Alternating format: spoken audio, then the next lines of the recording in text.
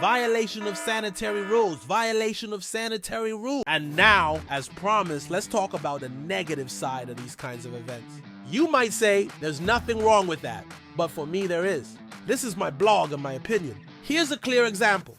The vendor was standing at the cash register the whole time and then suddenly decided to start cooking. He put on gloves, but still kept taking money and immediately began preparing food. But in my case, another cook prepared my order, someone who didn't handle the money. Still, I had questions. I ordered a cheese roll, which was supposed to be heated on top, but his heater was either broken or out of gas. He tried a couple of times, it didn't work, and then just handed me the roll as it was. I also consider that disrespectful to the customer.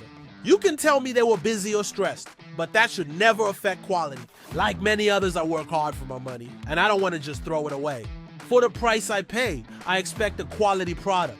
If you decide to organize or participate in these types of events, you must take hygiene, safety, and health seriously. I won't even go deep into the prices, which are often ridiculously high, and it's not easy for a new restaurant to get in here, but that's another story.